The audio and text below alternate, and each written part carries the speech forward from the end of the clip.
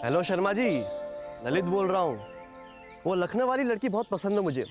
रिश्ते की बात आगे बढ़ाइए, अब और इंतजार नहीं होता। जब तुम्हारी माँ को तुम्हारी शादी ही नहीं करनी, फिर फोन क्यों करते हो? अब तक दर्जन भर लड़कियां देख चुके हो, पर आज तक हुआ कुछ नहीं। अब आगे से फोन करके मेरा समय बर्बाद मत करना। Hello Sharma ji, hello. मेरा फोन काट दिया, मेरा रिश्ता लगाने से मना कर दिया। छोड़ूंगा नहीं इसे, बीच चौराहे पर मारूंगा साले को। लेकिन उससे पहले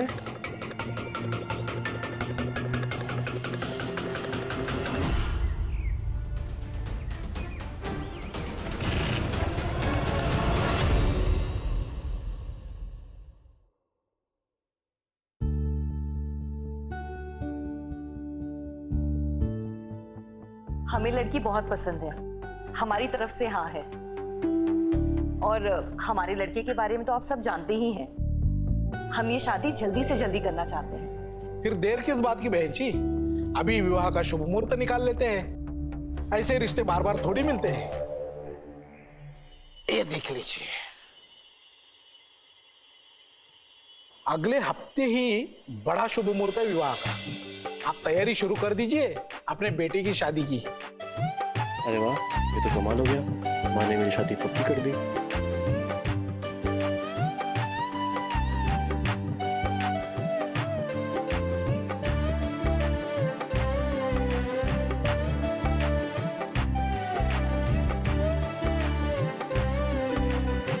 नमस्ते। अरे ललित, बड़े ही अच्छे मौके पे आया है तू। शादी की तारीख पक्की हो गई है। अरे खुशी का मौका है, मुंह मीठा कर। आ, ये ले। एक ही हफ्ते में शादी है, मुझे बहुत सारी तैयारी करनी है। माँ, परेशान होने की जरूरत नहीं है, सारा काम अकेले देख लूंगा मैं। तुम बस आराम से बैठो और नई बहू के स्वागत की तैयारी करो।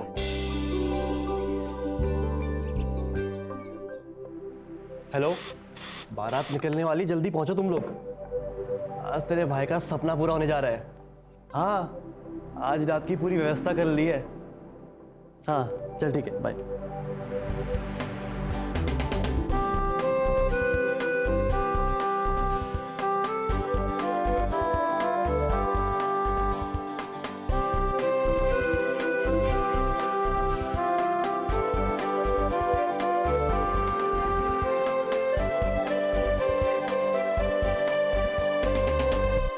माँ, मैं तैयार हो गया।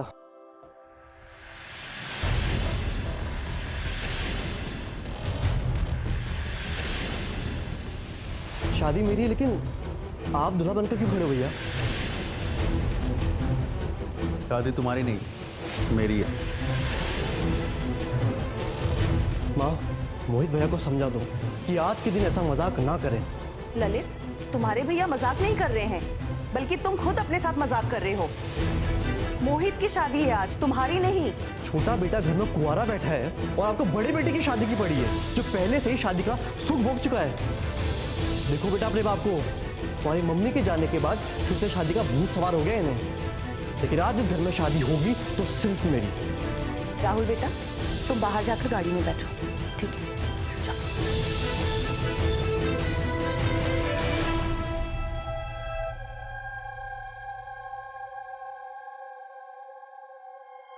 एक साबुन खरीदने की तो हैसियत नहीं है तेरी, और चला है शादी करने। अपनी पत्नी को कैसे पालेगा? और रही बात मोहित की, तो राहुल की माँ के गुजरने के बाद से उसे एक माँ की जरूरत है, और मोहित को एक जीवन साथी की।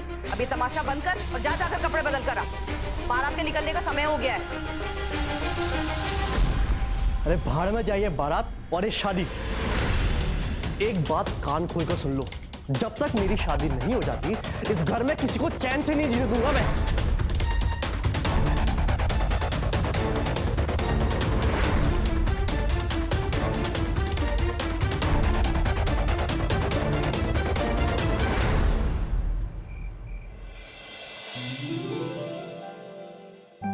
आओ बहू, ये रहा तुम्हारा कमरा।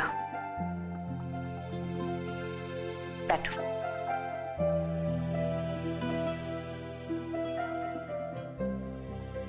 बिल्कुल लक्ष्मी का रूप लग रही है हमारी बहू। किसी की नजर ना लगे, तुम बैठो, हम मोहित को भेजते हैं, ठीक है?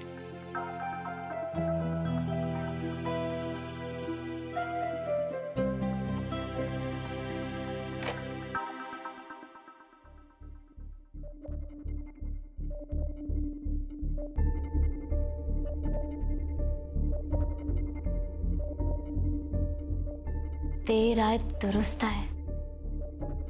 जैसा घर चाहिए था वैसा मिल ही गया।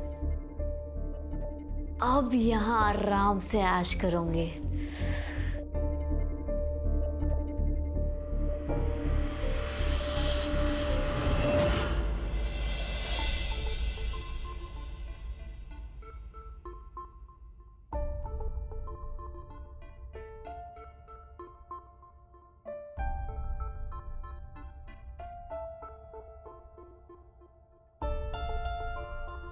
क्या सोच रही हैं आप? बहुत अच्छा सजा है। जब आप इस सुहागरात की सेज पर बैठेंगे ना, तो इसकी खूबसूरती और बढ़ जाएगी।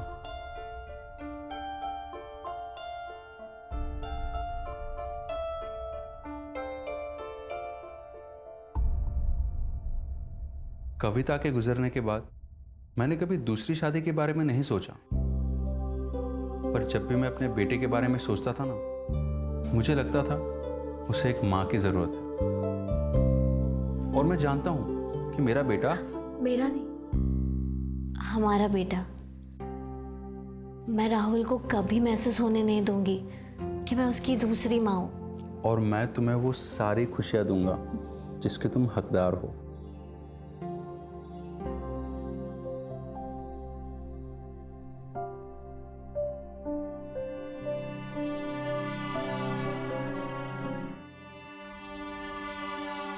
छोटा भाई कुंवारा बैठा है और बड़ा भाई फिर से सुहागरात मना रहा है। अब देखो क्या क्या करता हूं मैं।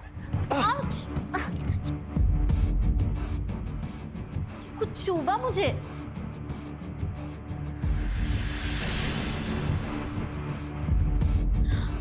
ये कांच के टुकड़े बेड पे किसने डाले? हमें गहरी चोट आ सकती थी। मैं जानता हूं यह घटिया हरकत किसने की है।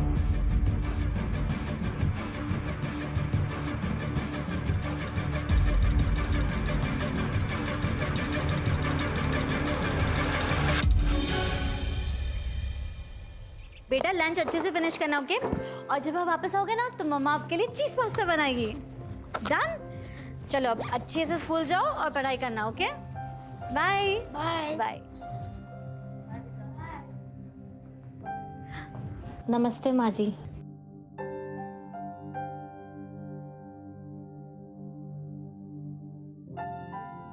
बहू, ऐसा नहीं लग रहा कि तुम कुछ ही दिनों पहले शादी करके इस घर में आई हो, बल्कि ऐसा लगता है कि सालों से इस घर की जिम्मेदारी संभाल रही हो।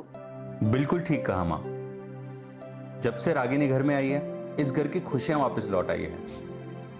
अच्छा माँ जी, मैं चाय लेकर आती हूँ।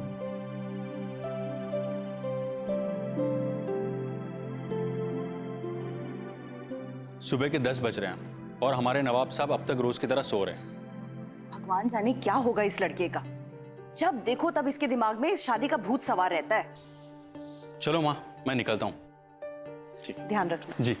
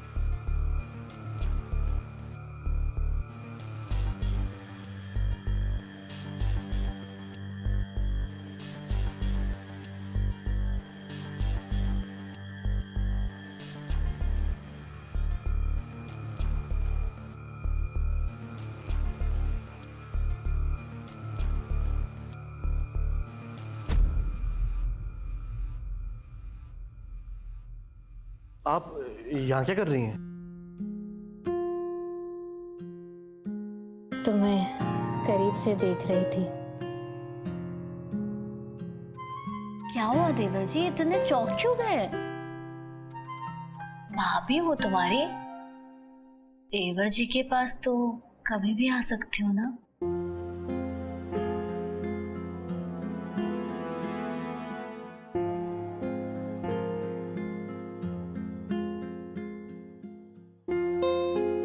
देवर जी, नाश्ता गरम है तो ठंडा हो जाए उससे पहले नीचे आ जाइए।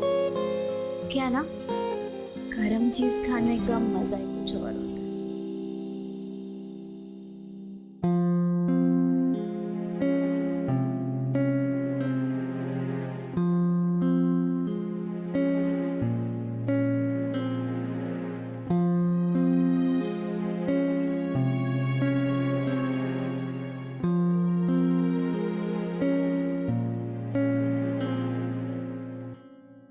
जरूर इसे माया भैया ने भेजा होगा ताकि मैं इसकी बात में आ जाऊं और शादी की जिद छोड़ दूं। अगर मैं ऐसा होने नहीं दूंगा, इस घर में किसी को चैन से नहीं जीने दूंगा।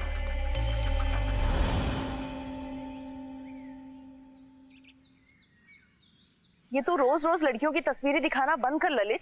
नहीं हो सकती तेरी शादी। पापा के गुजरने के बाद पूरे घर की जिम्मेदारी संभाल रहा हूं मैं, और काम में मेरी मदद करने के बदले शादी की सनक सवार रहती है तेरे सिर पे।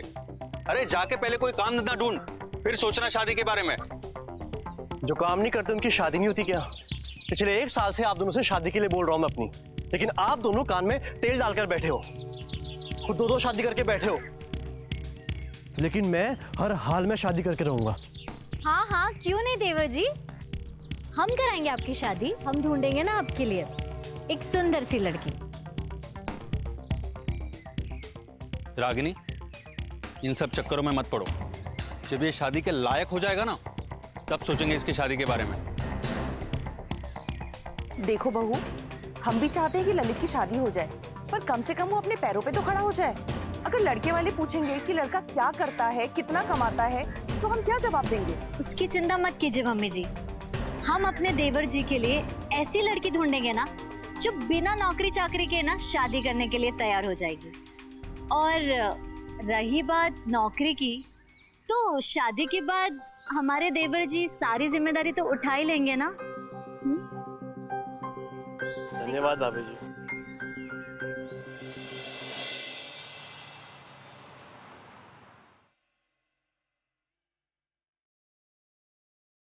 सिर्फ देखते ही रहोगे देवर जी या कुछ करोगे भी?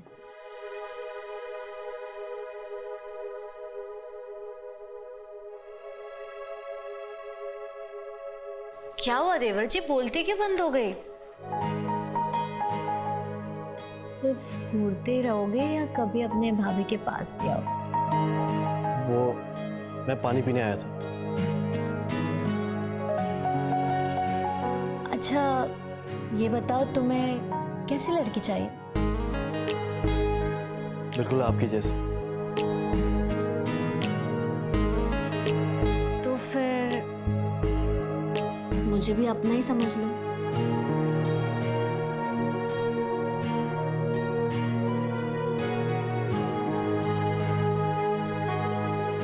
रागिनी! हाँ आई। ये लो, अपनी प्यास बुझा लेना।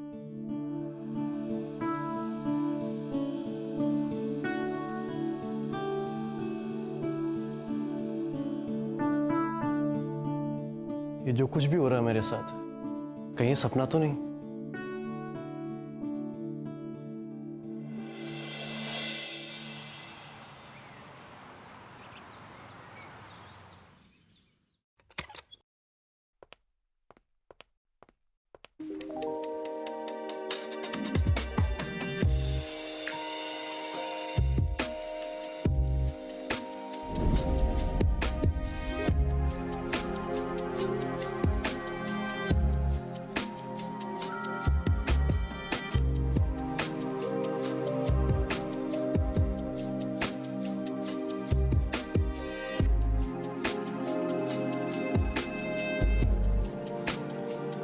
क्या बात है भाभी, हर दिन एक नया झटका देती है। कभी कभी तो शक होता है कि आप इस घर की बहू नहीं, कोई कोई अप्सरा।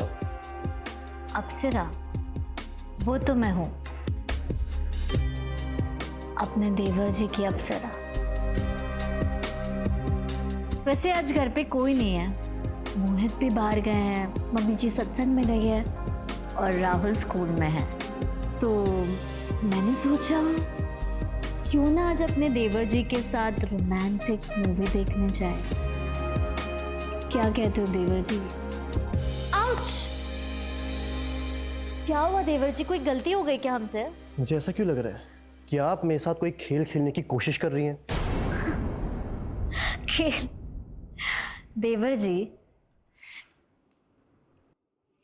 जी, एक हम ही तो है आपके अपने, जो आपके बारे में सोचते हैं। आपके लिए लड़की भी तो हम ही ढूंढ रहे हैं, और एक आप है। आपकी बातों से ऐसा लग रहा है कि अब भलाई का जमाना ही नहीं रहा। खैर ठीक है। तो फिर ठीक है, अगर आप हमारी शादी की जिम्मेदारी उठा सकती हैं तो फिर हम आपके साथ रोमांटिक पिक्चर क्या रोमांस करने के लिए भी जा सकते हैं। नॉटी बॉय, चले? चल।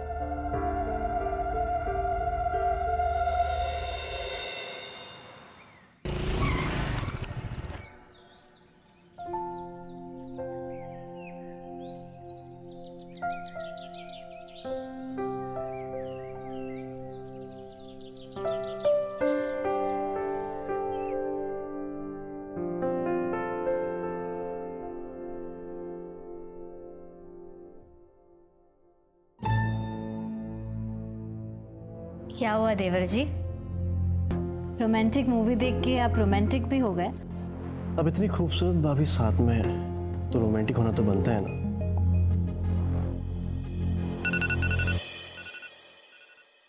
एक सेकंड ना।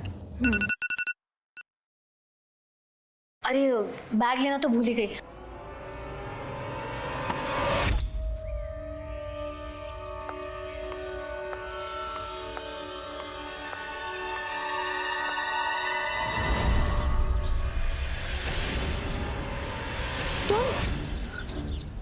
तुम निकलो यहाँ से, यहाँ पे क्यों आए? देखो मैं तुम्हें बोल रही हूँ निकलो यहाँ से, अभी क्या भी जाओ। हाँ मैं मालूम है। कौन है वहाँ? जाओ। कोई नहीं, वो गलती से आ गया था।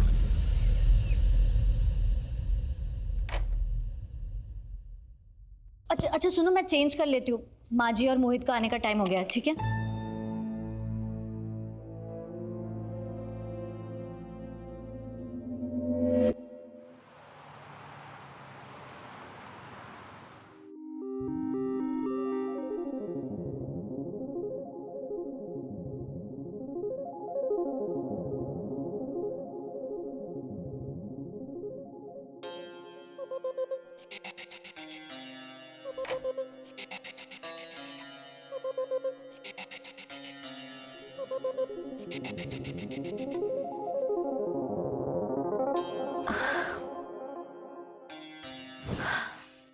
वहीं खड़े रहोगे या यहाँ भी आओगे?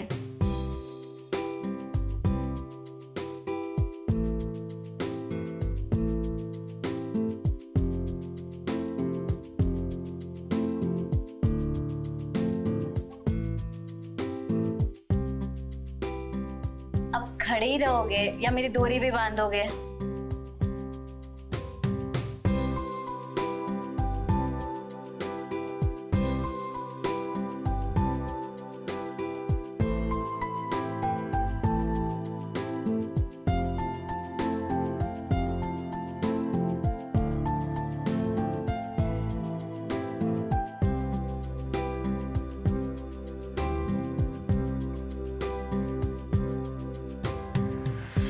देवर जी आप, मुझे लगा मोहित है।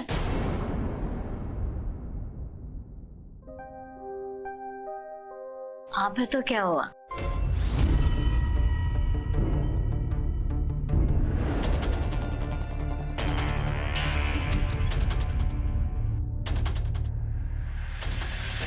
ललित क्या कर रहा है ये? मोहित मोहित अच्छा हुआ तुम आ गए। मोहित ललित मेरे साथ जबरदस्ती कर रहा था।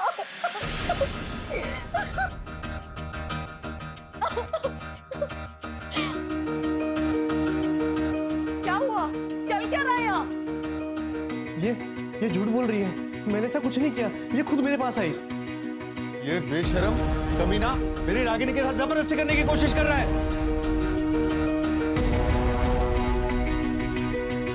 और पकड़े जाने पर झूठ बोल रहा है तू? हाँ? हाँ माँ जी, मोहित सही कह रहे हैं। मुझे यकीन भी नहीं हो रहा कि देवर जी मेरे साथ।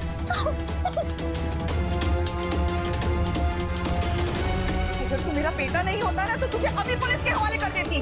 चल निकल अभी इसी घर से और कभी अपनी शक्ल मत दिखाना। निकल। माँ जी, आप प्लीज रहने दीजिए, ये सब मत कीजिए।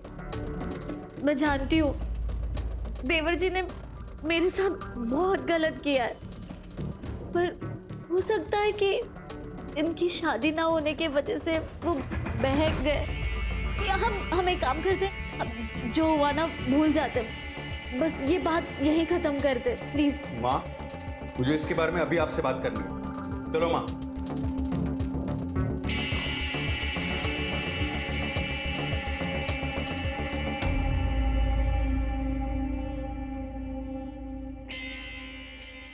याद है तुम्हें, जब मैं इस घर में आई थी तब तुमने बेड पे कांच के टुकड़े बिछाकर मुझे सरप्राइज दिया था। आज मैंने तुम्हें सरप्राइज दिया। कैसा लगा मेरा सरप्राइज?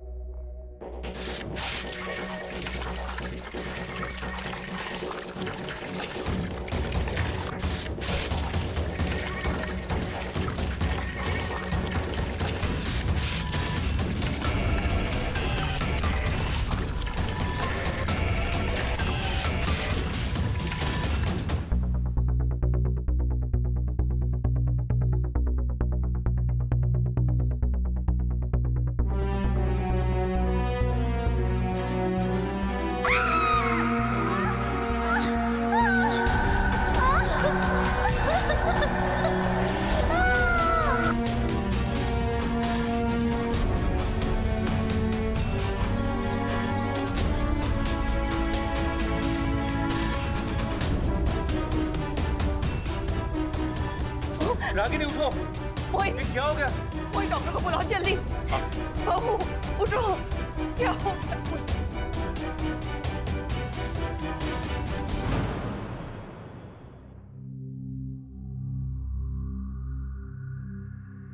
घबराने की कोई बात नहीं, 2-3 दिन में घाव ठीक हो जाएगा।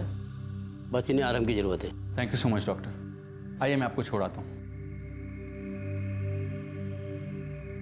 मम्मी आपको दर्द हो रहा है ना? नहीं, बस थोड़ा सा, लेकिन अब मैं ठीक हूँ। जाओ तुम दादी के साथ लंच कर लो, जाओ। चलो बेटा, राहुल को खाना देके मैं तुम्हारे लिए भी कुछ लेकर आती हूँ, ठीक है? तब तक तुम आराम करो।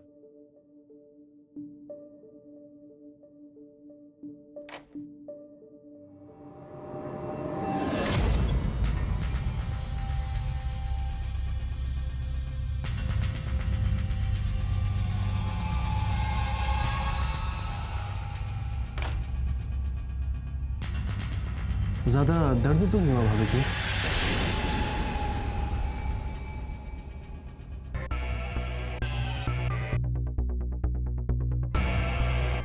कैसा लगा हमारा नया सरप्राइज?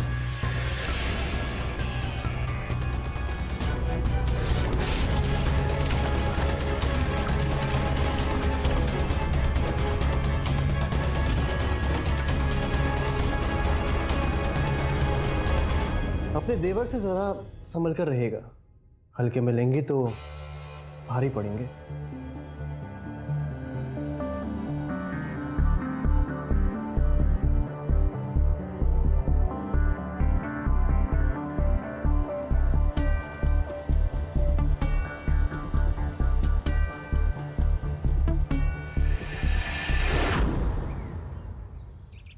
देखिए बहन जी, लड़की वालों की तरफ से आपका छोटा बेटा है ना, उसे उन्होंने पसंद किया है। और यहां तक कि लड़की के पिताजी ने यह भी कहा है कि वो शादी के बाद ललित को नौकरी भी लगा देंगे। अगर ऐसी बात है तो हमें ये रिश्ता मंजूर है।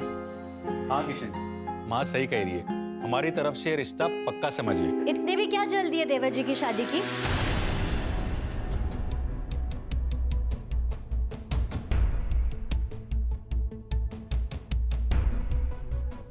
अगर इस बार कोई बखेड़ा खड़ा किया ना तो अच्छा नहीं हुआ। क्या बात है बेटा, आपको इनके शादी से क्या दिक्कत है? किशन जी, आपत्ति है क्योंकि मैं इस घर की बड़ी बहू हूं, इसलिए अपने देवर जी को बहुत अच्छे से जानती हूँ। इनकी शादी किसी लड़की के साथ कराने का मतलब है लड़की की जिंदगी बर्बाद होना।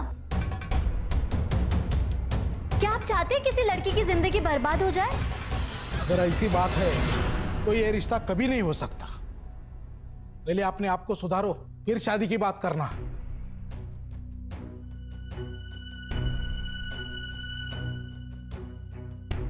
बहू, ये क्या किया तूने?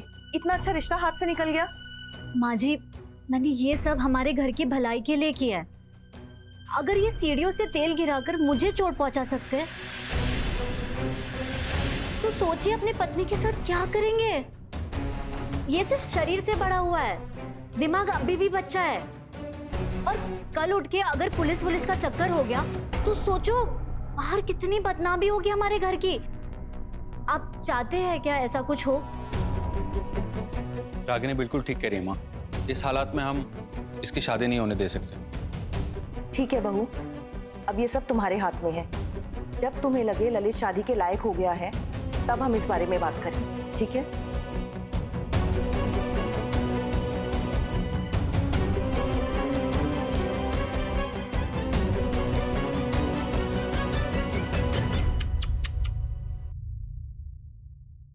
देवर जी, बहुत बुरा हुआ आपके साथ। रिश्ता छूटने से पहले टूट गया।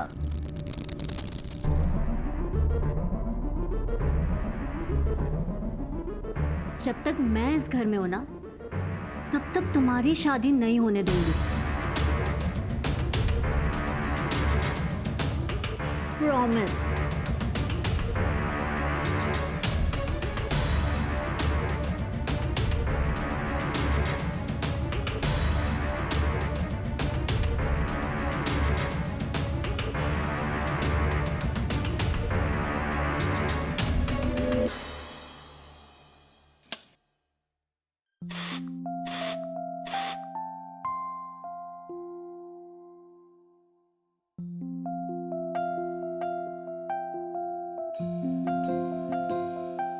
ये गिफ्ट क्यों? आज कुछ खास है क्या? कुछ स्पेशल है? आज का दिन इसलिए स्पेशल है क्योंकि हमारी शादी को 6 महीने पूरे हो गए हैं। You welcome. और आज की रात भी बहुत स्पेशल होने वाली है।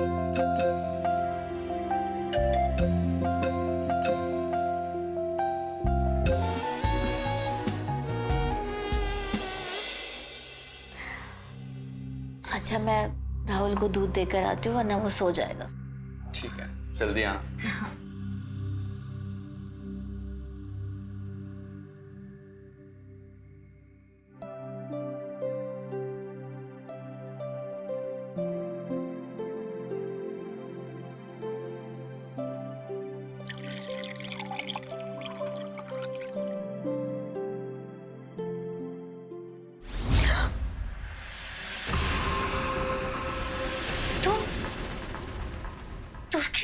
तुम्हारी हिम्मत कैसे हुई आने की? हमारा फोन नहीं उठाओगी तो हमें आना ही पड़ा। जेल से छूटने के बाद मैंने काफी ढूंढा तुम्हें। पता चला कि तुमने फिर से शादी कर ली और उस दिन इत्तेफाक से तुम मुझे बाहर दिखी। तुम्हारा पीछा करते हुए मैं आया और आज घर में घुस आया। तुम्हारा दिमाग खराब है क्या? तुम निकलो यहाँ से और दोबारा ना मुझसे मिलने की कोशिश मत करना, समझे? अगर तुम चाहती हो कि मैं तुमसे दूर रहूं तो ठीक है, बस मेरी जरूरतों को पूरा करती रहो।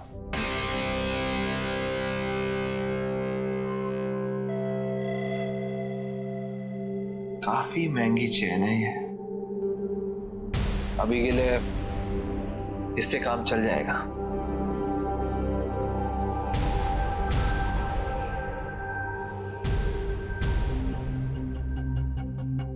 चले, अपना मुंह बंद कर, अब जा यहाँ से, निकल। वैसे तो हम तुम्हारे पहले पति हैं, और ये वाला किस नंबर पे, चौथा या पांचवा? तुम भले इन लोगों की नजरों में सती सावित्री बनी हो, पर तुम्हारा असली रूप सिर्फ हमको पता है, समझी? अब निकलो यहाँ से, जाओ।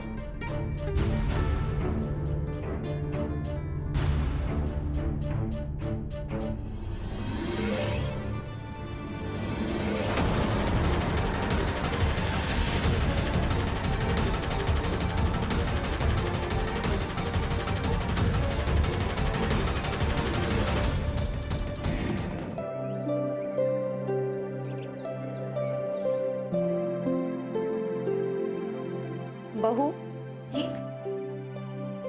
बेटा, एक कप चाय पिला दे, सर दर्द से फटा जा रहा है। जी माँ जी, मैं अभी लेकर आई। हाँ, अदरक और इलायची की स्पेशल चाय, इससे आपका सर दर्द फटक से गायब हो जाएगा। अब भाभी, आपके लिए स्पेशल कॉफी। तेरी तबीयत तो ठीक है ना? आज ये उल्टी गंगा कैसे बह रही है? माँ, भाभी, जाने अनजाने में मैंने आप लोगों का बहुत दिल दुखाया है। इस बात का मुझे एहसास हुआ है कि मैं हमेशा से कितना गलत था। शादी करने की सनक ऐसी सवार हुई कि मुझे अच्छाई और बुराई में फर्क नजर ही नहीं आया। इसलिए मैं आप दोनों से हाथ जोड़कर माफी मांगता हूँ और आपसे वादा करता हूँ कि जब तक मैं अपने पैरों पे खड़ा नहीं हो जाता, मैं शादी की बात नहीं करूंगा। कोई बात नहीं। अगर सुबह का भूला शाम को घर वापस आ जाए तो उसे भूला नहीं कहते। आपको अपनी गलती का एहसास हो गया ना, इतना ही काफी है। भैया, एक सेकंड। ये लीजिए भैया, आपका फेवरेट सैंडविच मैंने अपने हाथों से बनाया है।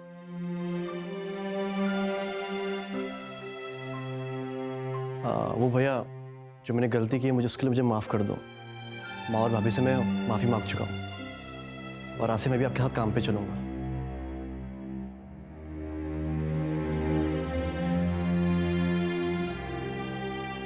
माँ, मैं ऑफिस के काम से 2-3 दिन के लिए बाहर जा रहा हूँ।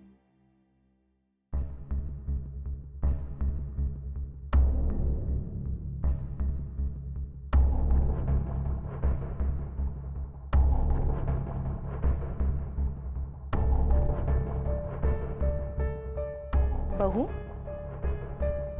तुम्हारे और मोहित के बीच में सब ठीक है ना? हाँ हाँ माँ जी, सब ठीक है। वो क्या ना, मोहित को काम का प्रेशर ज्यादा है, इसलिए और कुछ नहीं।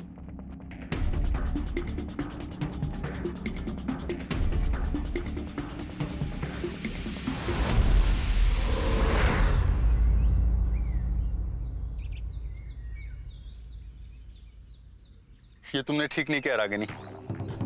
मुझे और मेरे परिवार को धोखा दिया है, धोखा।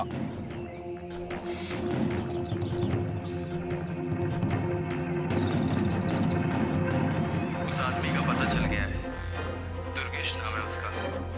मैं वहां 1 घंटे में आ रहा हूं। मुझे उस आदमी से मिलना है।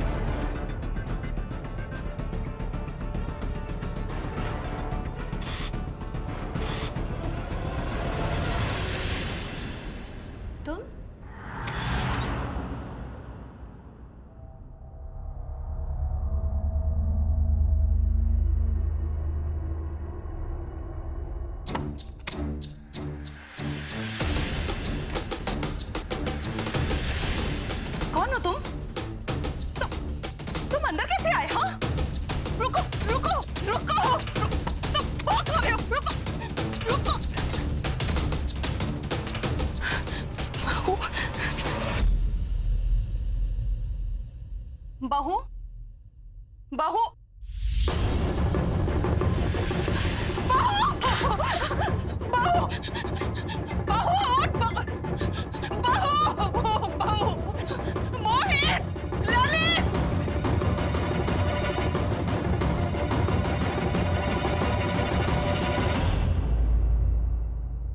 इंस्पेक्टर साहब, मैं 2 दिनों के लिए बाहर गया था ऑफिस के काम से। जैसे इसके बारे में पता चला, मैं दौड़ता यहाँ आ गया। जैसे ही माँ का फोन आया तब पता चला। इंस्पेक्टर साहब, उसी बदमाश ने हमारी बहू की हत्या की है, हमें पता है। कपबोर्ड से कैश और ज्वेलरी सारा कुछ गायब है और घर के बाहर लगी सीसीटीवी से उस आदमी का पता चल गया। हाँ इंस्पेक्टर साहब, यही है वो बदमाश। इसे छोड़िएगा मत, इसे छोड़िएगा। इस आदमी को मैंने कहीं देखा है। हाँ, कुछ दिन पहले अपने घर के दरवाजे के बाहर खड़ा था, भाभी के सामने। जब वो दरवाजा बंद करने के लिए गई थी, ये उनके सामने खड़ा था। दुर्गेश नाम है इसका, कुछ दिन पहले ही जेल से छूटा है। पंचनामा करके बॉडी को पोस्टमार्टम के लिए भेजो, और ये दुर्गेश जहां भी है ढूंढ निकालेंगे उसे। चलो।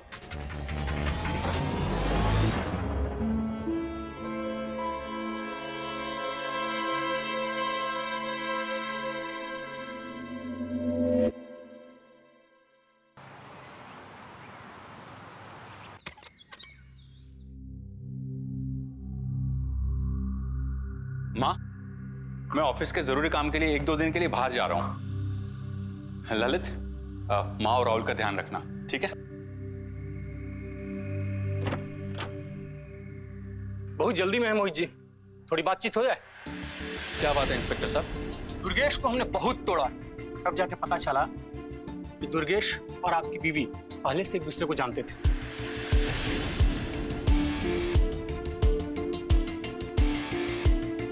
ज्यादा नाटक करने की जरूरत नहीं है। आपके कॉल डिटेल्स और दुर्गेश के बयान से हमें पता चल चुका है कि आप पहले ही उससे मिल चुके हैं और आप अपनी बीवी के बारे में सारा राज जान चुके थे।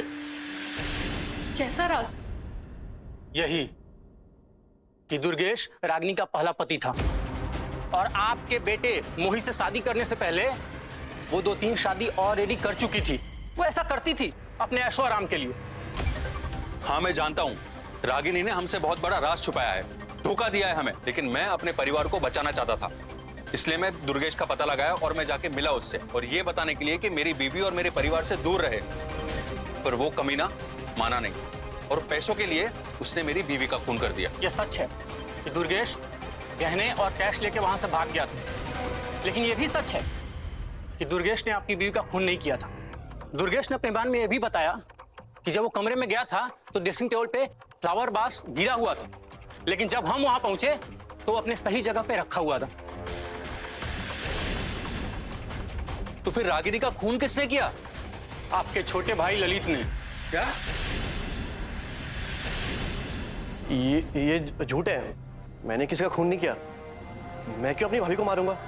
ललित, जिस फ्लावर बेस से आपने अपनी भाभी का खून किया था उस पे आपकी उंगलियों का निशान है। अब सच सच ये बताओ कि तुमने भाभी का खून क्यों किया? वो भाभी नहीं, दुश्मन थी मेरी। वो मेरी शादी होने नहीं दे रही थी, मेरे रास्ते का कांटा बन रही थी, इसीलिए मैंने उसे हटा दिया। उस दिन जब घर पे कोई नहीं था, मैं उसके कमरे में गया।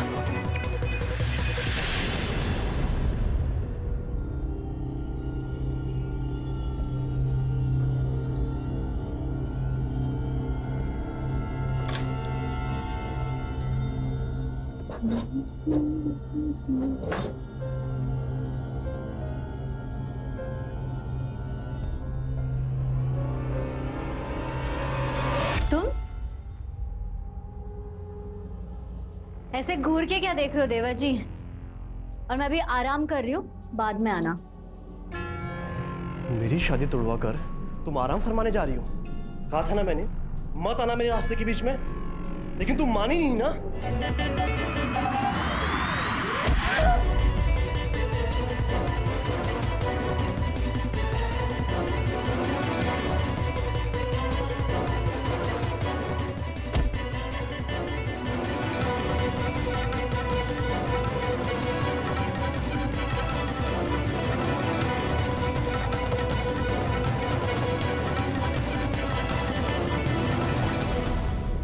मुझे समझ में नहीं आ रहा था कि मैं क्या करूं। तभी कमरे में दुर्गेश आया, उसे देखकर मैं छुप गया और दुर्गेश को देखकर मुझे याद आया कि ये तो वही आदमी है जो उस दिन दरवाजे के सामने भाभी के साथ खड़ा था। बस मैं समझ गया कि जरूर इस पर भाभी का कोई लेना देना था। मुझे मौका मिला और मैंने सारा इल्जाम उस पर लगा दिया।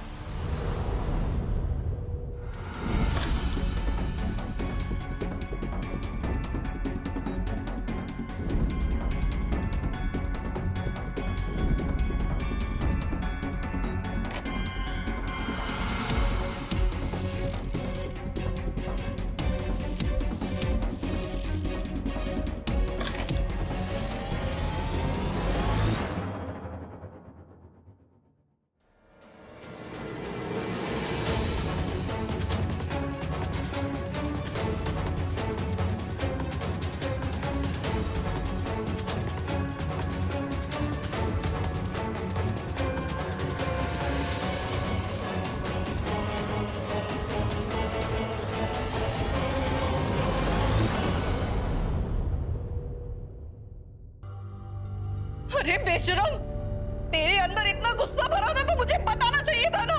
किसी की जान लेने की क्या जरूरत थी? तूने रागिनी को नहीं, हम सबको जीते जी मार दिया है। हम सब। यादव, गिरफ्तार करो इसे।